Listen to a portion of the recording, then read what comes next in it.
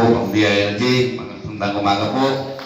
Ngayon din po ang ating District Councilor, Councilor Alex Tagulao, at representative ng PNP, si Sir Kenneth Bautista.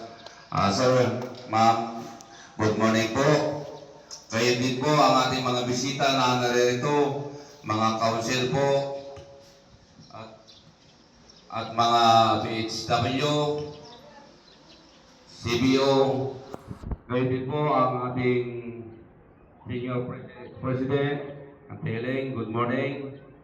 At mga senior, mga 4-piece, parent leader na narito, mga PWD, at ngayon din po yung kapamuno ni Madam Spear ng solo parent, ng pagkabigat, tayo amin na po. Pinyaman pa ya po nga ako nabanggit, kung nakapo pagtayawan, kanaimbang bigat tayo amin na po, ngayon labas na. Apo, itang bigat, inaki report, kag ginaglabas, ka proyekto, iti barangay premisas 2025.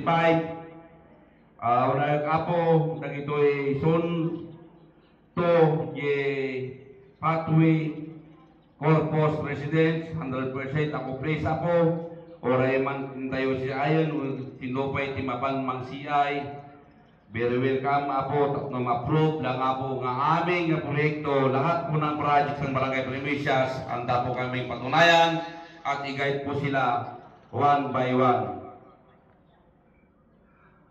At sa mga susunod na proyekto po namin mga kakabansat, sa yung 6 na potable water, 100% na din po na natapos, matatagpuan po sa mga farm to market road, almost higit po ng kalsada po lahat. Yung iba po, biro lumalim po ang